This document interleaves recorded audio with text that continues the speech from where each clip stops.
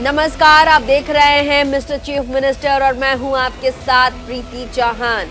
आज हम अपना खास प्रोग्राम आपको मिस्टर चीफ मिनिस्टर ने आज आपके सूबे में क्या कुछ किया, आपके मुख्यमंत्री ने, यही हमारा दिखाने का जो मेन मोटिव है मिस्टर चीफ मिनिस्टर, वो यही है कि आपके सूबे, आपके राज्य के मुख्यमंत्री ने आज दिन भर क्या कुछ किया, कौन सी बड़ी मीटिंग उन्होंने अटेंड की, उस मीटिंग से आपको कितना फायदा होगा, कौन सी ऐसी योजनाएं हैं जो आज लागू की गई हैं आपके प्रदेश में, आपके राज्य में, उसका सीधा सरोकार आपसे कैसे जुड़ता है, ये बताने में हम सीधा सक्षम हो पाते हैं क्योंकि मिस्टर चीफ मिनिस्टर के द्वारा हम आपसे सीधा संपर्क कर पाते हैं और बता पाते हैं कि आपके सूबे के, आपके राज्य के मुखिया आपके लिए क्या कुछ कर पा रहे हैं और साथ ही आप अपने राज्य के मुख्यमंत्री से सीधा जुड़ पाते हैं और साथ ही हम आपको ये भी बता पाते हैं कि आपके प्रदेश, आपके सूबे के मुख्यमंत्री क्या कुछ ले करके आ रहे हैं। तो आज मिस्टर चीफ मिनिस्टर में शुरुआत हम करेंगे राजस्थान के मुख्यमंत्री अशोक गहलोत से।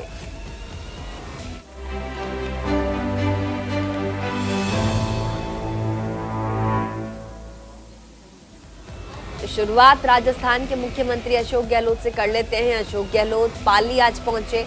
यहां पर मुख्यमंत्री अशोक गहलोत ने पाली जिले के सादड़ी में जैन समाज की ओर से प्रवासी स्नेह मिलन सम्मेलन कार्यक्रम में शिरकत की। इस सम्मेलन का शुभारंभ मुख्यमंत्री ने किया। इस दौरान मुख्यमंत्री अशोक गहलोत ने सम्मेलन को संबोधित भी किया।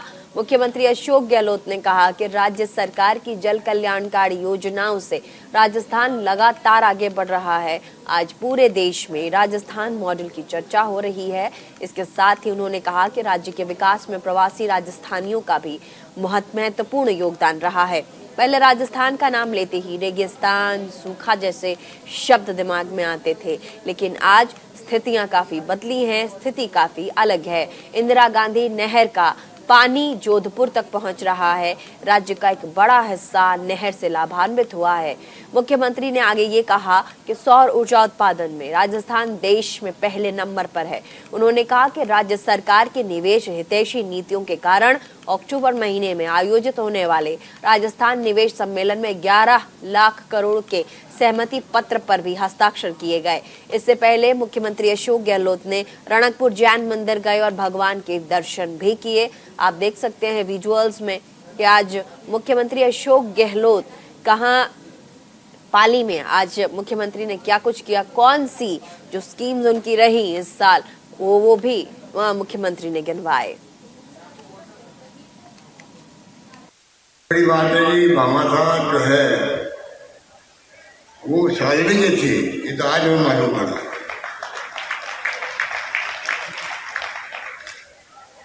तो ठीक नहीं थे, आप तो कोई जिक्र करते नहीं है। हम हेलीकॉप्टर में आ रहे थे तो चर्चा चल पड़ी तो कंफ्यूज थे सब लोग। फिर देखा, सब गूगल में देखा होगा मेरे ख्याल से, मालूम लगा वास्तव वो साजरे के थे, आपको नहीं मालूम मेरे ख्याल। तो कोई तारीफ बजाएंगे रहा है भाई। आप कहीं कई लोग कांग्रेस के होंगे, कई बीजेपी के होंगे, कोई आरएसएस के होंगे, ताली तो बजाओ कम से कम कि मामा साहब का मामला है। मामा साहब ने देश और दुनिया में मामा साहब कुछ मामा साहब हुए थे, पर आज मामा साहब का मतलब है प्रदीप राठौड़ भी कहेगा कॉलेज की बिल्डिंग में बनोगे मामा साहब। मतलब कि जो आगे आता है दानदाता, उसका नाम मामा साहब है। इतना बड़ा सम्मान आप लोग फादरी को मिला हुआ है, ये मुझे आज पहली बार जानकारी मिली है। तो मुझे खुशी है कि शादरी के लोगों में ये भाव कुछ जमाने से, महाराणा प्रताप के जमाने से रहे हैं। बहुत बड़ी बात है आपके लिए। अब यहाँ तेल निकल गया, बाहर में जैसे तेल निकलना बहुत बड़ी बात।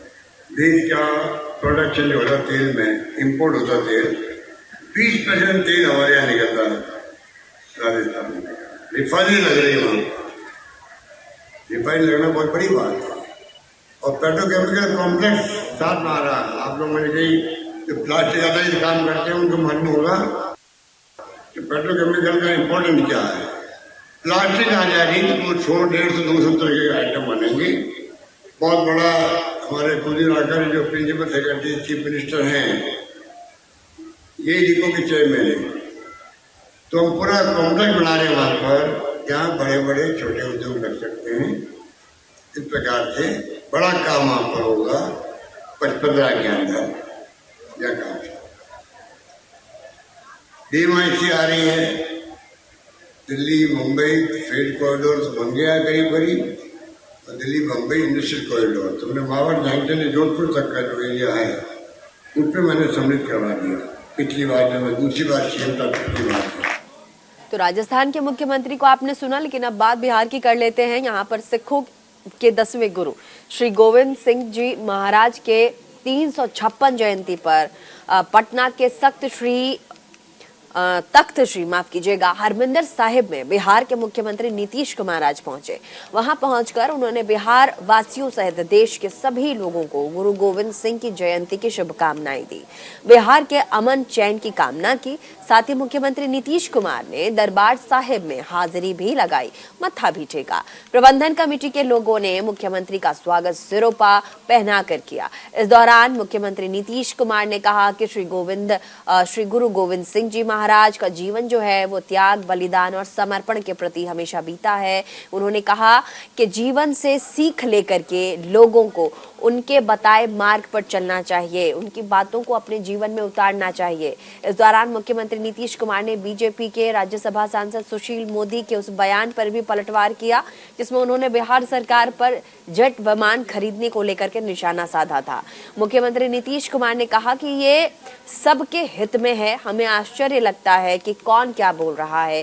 पहले ये लोग बोलते थे कि हमें अपना विमान खरीदना चाहिए और अब यही लोग बदल गए हैं। दरअसल बिहार के कैबिनेट में जब से सरकार की तरफ से नया जेट और हेलीकॉप्टर खरीदने की बात पर मुहर लगी है, तब से ही बीजेपी नीतीश कुमार पर हमलावर है।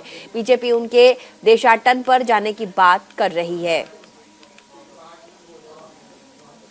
गोविंद सिंह जी महाराज का पर्व है और आप जानते हैं 350वें साल से ये कितने अच्छे ढंग से सब कुछ हो रहा है।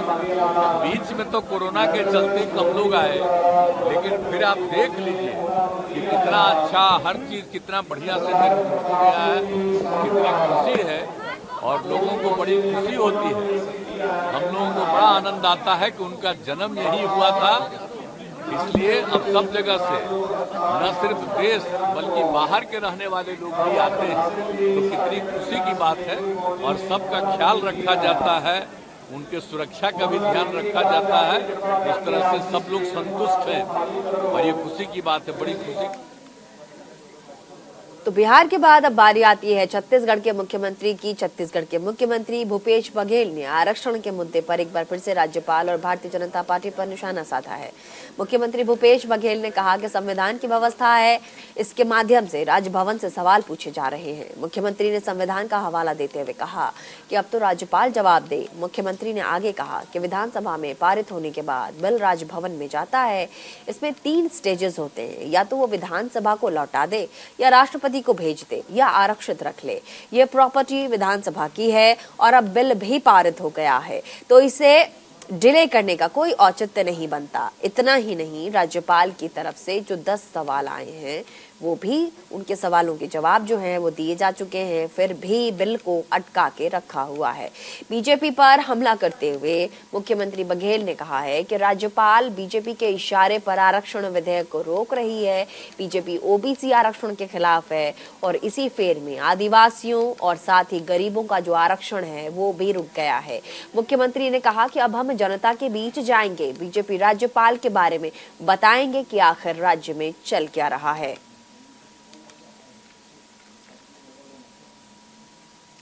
हो चुका है, कांग्रेस पार्टी आंदोलन कर रही है, पिछड़े वर्ग के लोग तैयारी कर रहे हैं। प्रदेश में शांति व्यवस्था है और जबरदस्ती आंदोलन की तरफ झोंकने का प्रयास भारतीय जनता पार्टी के द्वारा किया जा रहा है। भारतीय जनता पार्टी बताए ना, क्या वो पिछड़े वर्ग का तो आरक्षण जो दिया गया है राज्य सरकार मतलब विधानसभा में, उसको नहीं चाहते? क्या ईडब्ल्यूएस के आरक्षण जो मिला है उसको नहीं चाहते? क्या अनुसूचित जाति जनजाति की जो आरक्षण बढ़ाया गया है 20 से 32 किया गया है और 12 से 13 किया गया है, उसके पक्ष में नहीं है? ये भारतीय जनता पार्टी को स्पष्ट करना चाहिए। बृजमोहन अग्रवाल जी से मैं ये चाहूँगा, बहुत वरिष्ठ विधायक है और हमेशा विधानसभा में ये डिबेट करते हैं, तो जो मैंने अभी बात कही है वो गलत है, सही है। और यदि विधानसभा में उन्होंने सर्वसम्मति से पारित किया है तो एक बार राज्यपाल से अपील की है कि भारतीय जनता पार्टी या बृजमोहन अग्रवाल जी कि राज्यपाल जी की इसमें हस्ताक्षर करना चाहिए, क्यों नहीं कर रहे हैं? तो मैं अपील कर रहा हूँ, मैं मांग कर रहा हूँ, सब लोग मांग कर रहे हैं, तो भारतीय जनता पार्टी क्यों नहीं मांग कर रही है कि राज्यपाल को हस्ताक्षर करना चाहिए? जो विधायक के रूप में जो जिस बिल को उन्होंने समर्थन दिया है उसके बारे में मांग क्यों नहीं करना चाहिए? उसको विरोध में क्यों खड़े हो गए हैं भारतीय जनता पार्टी? तो छत्तीसगढ़ के मुख्यमंत्री भूपेश बघेल तो काफी नाराज चल रहे हैं भाजपा से, और केंद्र सरकार जिस तरीके से अभी राज्यपाल के ऊपर काफी सवाल उठाते हुए नजर आए।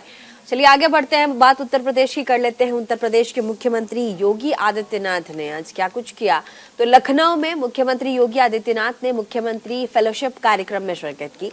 इसी मौके पर मुख्यमंत्री योगी ने मुख्यमंत्री फेलोशिप कार्यक्रम के तहत 100 आकांक्षात्मक विकास खंडों में तैनात शोधार्थियों से सीधा संवाद किया। इस मौके पर मुख्यमंत्री योगी ने कहा कि राज्य के कई ऐसे सेक्टर्स हैं जहां पर काम तो हुआ है, लेकिन उनकी तरफ से किए गए कार्यक्रमों का जो डेटा है वो ना तो कलेक्शन करती है और ना ही उसको अपलोड किया जाता है, जो कि एक बड़ी समस्या है। अब इस परेशानी को दूर करने के लिए प्रदेश सरकार ने शोधार्थियों को रिसर्च फेलो के रूप में तैनात कर दिया। अब इस समस्या का समाधान हो गया है, और साथ ही आज क्या कुछ हुआ है, मुख्यमंत्री ने आज सूबे में क्या किया, जरा देखिए। हमारी जो सबसे बड़ी कमी है वो यही है कि हम लोग एक तो डाटा कलेक्शन नहीं करते और फिर उसको अपलोड भी नहीं कर पाते, जिसके कारण उत्तर प्रदेश जैसे राज्य को बहुत बार उसके बहुत सारे सेक्टर ऐसे होते हैं जहां पर उसने कार्य तो किया है लेकिन डाटा अपलोड न करने के कारण हम लोग उसमें पीछे रहते हैं, और एक हर एक क्षेत्र में देखने को मिलता है। और इसीलिए हम लोगों ने रिसर्च फेलो के रूप में आपको तैनात किया है। कोऑर्डिनेशन के साथ साथ वहां पर डाटा कलेक्शन करना, हर दिन की गतिविधियों को अपलोड करना, और फिर अभी हम लोग हर तीसरे महीने इसका मूल्यांकन कर रहे हैं। हर महीने नियोजन विभाग कर रहा है, हर तीसरे महीने मैं इसमें संवाद बनाने की कार्रवाई के साथ अपने को जोड़ने का प्रयास कर रहा हूं कि वीडियो कॉन्फ्रेंसिंग के माध्यम से हम इन सभी के साथ जुड़ करके संवाद बनाएंगे और इंडिकेटर्स को हम ध्यान में रख करके कार्य करेंगे कि वास्तव में किन विकास खंडों ने आकांक्षात्मक विकास खंडों के क्रम में अच्छा कार्य किया है और किस सेक्टर में उनकी प्रगति अच्छी है। हमें वे सभी पैरामीटर लेने होंगे जो आपको ट्रेनिंग के दौरान यहां बताए गए हैं, जिन पर कार्य करते हुए हम उसे जो स्टेट एवरेज है उस स्टेट एवरेज के क्रम में आगे बढ़ाने में योगदान दे सकें। और उत्तर प्रदेश राज्य में सभी संभावनाएं मौजूद हैं, इसको हम बहुत आसानी से आगे बढ़ा सकते हैं। थोड़ा प्रयास करने की आवश्यकता है, संवाद बनाने की आवश्यकता है। कृषि से संबंधित कार्यों के लिए विकास खंड या उस जनपद में कोई कृषि विज्ञान केंद्र होगा, वहां के वैज्ञानिकों को आप वहां के किसानों के साथ जोड़ के गोष्ठी के माध्यम से आधुनिक कृषि के तकनीक के साथ ही अच्छे बीजों का चयन करना और समय पे खेती की बुआई करना, इसका भी पैदावार पे असर पड़ता है। और इसमें सबसे अच्छा जो कार्य इस समय आया है, लागत को कम करना है, अच्छा उत्पादन करना है। तो हम लोगों ने इस दिशा में आदरणीय प्रधानमंत्री जी ने नेचुरल फार्मिंग मिशन को भी इस समय लिया है और उत्तर प्रदेश के अंदर इस समय गंगा के तटवर्ती 27 जनपद और बुंदेलखंड के सभी जनपदों को हमने इसमें लिया है। अन्य जनपद भी इसके साथ जुड़ सकते हैं। ये तो लागत को कम कर रहा है, उत्पादन, लागत कम होगी, उत्पादन अगर उतना ही भी रहता है तो भी तो किसान को प्रति एकड़ 12 से 15 हजार रुपए की अतिरिक्त आमदनी हो सकती है। अतिरिक्त आमदनी है ये, हमें उससे अवगत कराना पड़ेगा। इसकी ट्रेनिंग के कार्यक्रम चले हैं, लगभग 1,62,000 से अधिक किसान अब तक इससे प्रशिक्षित हुए हैं उत्तर प्रदेश के अंदर, जो विभिन्न प्रकार के कार्यक्रम चले। उत्तर प्रदेश के बाद अब बारी आती है उत्तराखंड की। उत्तराखंड में राज्य स्तरीय खेल महाकुंभ का आगाज हो गया है। युवा कल्याण एवं प्रांतीय रक्षक दल विभाग की ओर से देहरादून के महाराणा प्रताप स्पोर्ट्स कॉलेज में मुख्यमंत्री पुष्कर सिंह धामी और खेल मंत्री रेखा आर्या ने महाकुंभ का शुभारंभ किया। इसके बाद खिलाड़ियों ने शानदार मार्च पास्ट किया। इस मौके पर मुख्यमंत्री धामी ने कहा कि खेल महाकुंभ में हजारों लोग यहाँ पर हैं। आने वाले समय में ये संख्या बढ़ती जा रही है। क्या कुछ कहा मुख्यमंत्री ने, पुष्कर सिंह धामी ने, एक बार सुनवाते हैं। कि अभी तक जो खेल एवं युवा कल्याण विभाग द्वारा आयोजित की जाने वाली खेल प्रतियोगिताओं में खिलाड़ियों के लिए भोजन हेतु दी जाने वाली धनराशि 150 रुपए से बढ़ाकर 225 रुपए किया जाएगा। और इस खेल महाकुंभ के दौरान जो विजेता खिलाड़ियों को पुरस्कार राशि है, वह भी जो न्याय पंचायत स्तर पर अभी तक कोई धनराशि नहीं दी जाती थी प्रथम स्थान प्राप्त करने वालों को, उनको 300 रुपए की धनराशि प्रदान की जाएगी पहले स्थान पर आने वालों को। और दूसरे स्थान पर भी कोई धनराशि नहीं दी जाती थी, वह भी 200 रुपए की धनराशि दी जाएगी। और तीसरे स्थान प्राप्त करने वालों को भी 150 रुपए की धनराशि प्रदान की जाएगी। इसी प्रकार से विकास खंड में अभी तक जो 300 रुपए की धनराशि दी जाती थी, उसको 500 रुपया किया जाएगा पहला स्थान प्राप्त करने वालों को। और दूसरा स्थान प्राप्त करने वालों को 200 रुपए की जगह 400 रुपए की धनराशि प्रदान की जाएगी। और तृतीय स्थान प्राप्त करने वालों को 150 से 300 रुपया की धनराशि उनको भी दी जाएगी। इसी प्रकार से जनपद स्तर पर जो पहला स्थान प्राप्त करने वालों को 700 रुपया दिया जाता था, उसको 800 रुपया किया जाएगा। और द्वितीय स्थान प्राप्त करने वालों को 500 की जगह 600 और तृतीय स्थान प्राप्त करने वालों को 300 से 400 रुपए की धनराशि दी जाएगी। इसी प्रकार से राज्य में जो प्रथम स्थान प्राप्त करने वाले उनको 1000 रुपए की धनराशि प्रदान की जाती थी, उसको 1500 रुपये प्रदान किया जाएगा। और दूसरे स्थान प्राप्त करने वाले को 600 रुपया अभी दिया जाता था, उसको 1000 रुपया दिया जाएगा। इसी प्रकार से 400 रुपया तीसरे स्थान प्राप्त करने वालों को 700 रुपए की धनराशि प्रदान की जाएगी। भाइयों बहनों, इसके साथ साथ खेलों को आगे बढ़ाने के लिए, खिलाड़ियों को आगे बढ़ाने के लिए हम प्रतिबद्ध हैं, संकल्पबद्ध हैं, क्योंकि हमारे राज्य में एक से खिलाड़ियों को मिस्टर चीफ मिनिस्टर में फिलहाल के लिए बस इतना ही। इसके साथ देश और दुनिया की बाकी तमाम बड़ी खबरों के लिए देखना न भूलें न्यूज़ इंडिया 24/7।